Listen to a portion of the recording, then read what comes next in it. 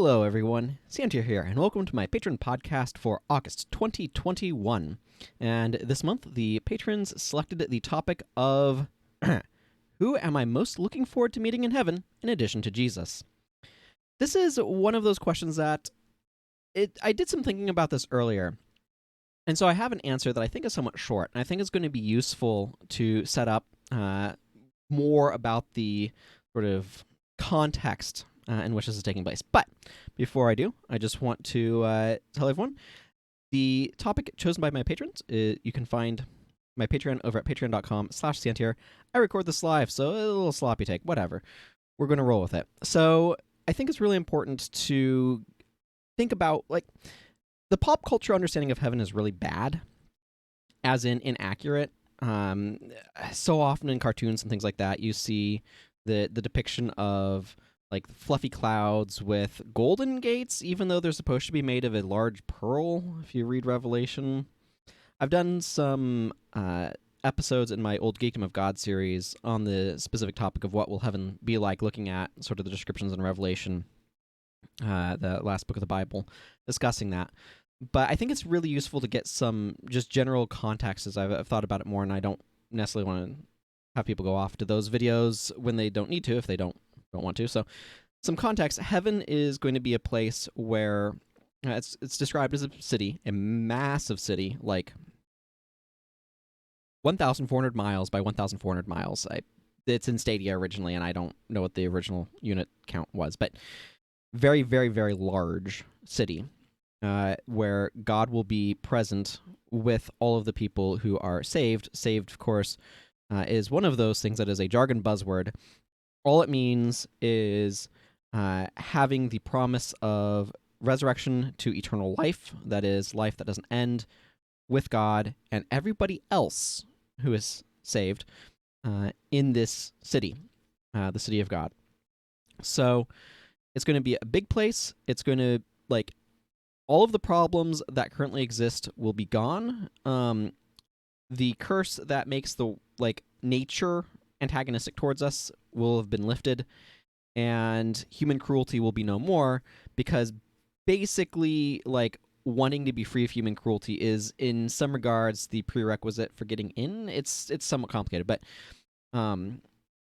realizing that you do bad things and then want to go be, like, not have that, like, nature, that sort of underlying operating system that leads to bad things happening. Basically, human cruelty is the side effect of people being able to choose to not be loving, which is, there's a whole, like, line of logic. You can ask about it if you'd like to see a video on that. You can join up and request that topic. But the point is, it is a city where there's a perfect society, everybody lives forever, and is able to do things that they really, really enjoy. So it's going to be one of those places that's really fantastic. One of the things that is a really exciting concept here is being able to meet people. So there could be very common answers to this. The apostles, Peter and Paul, are going to be quite common answers, I imagine, to this question for people. It's going to be really cool to be able to meet them and interact with them. I imagine there might be a little bit of a line. I'm not quite sure how that's going to work, quite frankly. Then there's other figures like King David would be really, really neat to meet. Will be really, really neat to meet.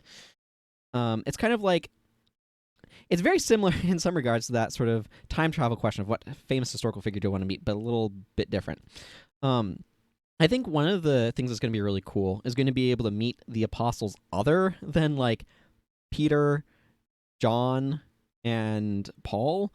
Like, there's a whole list. Like, there's the 12 disciples minus Judas, so gets replaced by Matthias, if I remember correctly. And being able to meet the ones that are lesser known, that's going to be really cool. But I think the thing that the people I'm going to be most looking forward to meeting, like, those historical figures, they're going to be really cool to meet, and I'll look forward to it. But it's the people that are much more personally connected to me. Whether that's, once my parents pass, being able to see them again in heaven, that's going to be really special. That's something I'm looking forward to. But also, like, some of my ancestors, but also my descendants. And I think that's something that I hope to see someday. once I have descendants. And that's something that I really look forward to as well, because I think that's going to be something that's going to be really meaningful and special, and is a lot more personal. It's a lot more of a personal connection. Like, yes, meeting historical figures is going to be really cool, and it's going to be really neat to be able to get to know Paul and Peter and so on and so forth. It's going to be really cool to be able to interact with King David. But being able to interact with the people that my life is much more directly connected to, not through some long chain, not through some very important, I don't want to minimize them, but some old letters, and things like that. People that I've actually interacted with in my own life, face to face here on this earth, or even perhaps not as directly face to face. Anybody who my life has impacted that ends up in heaven, like being able to meet those people, that's going to be really cool. And those are the people that I'm most looking forward to meeting, and most looking forward to seeing in heaven. And I think that's going to be an incredibly special and powerful time of reconnecting with people, and I look forward to it. So that's my answer to this question, and thank you for asking it. As a kind of a different one to think about, but I'm gonna go ahead and wrap up here.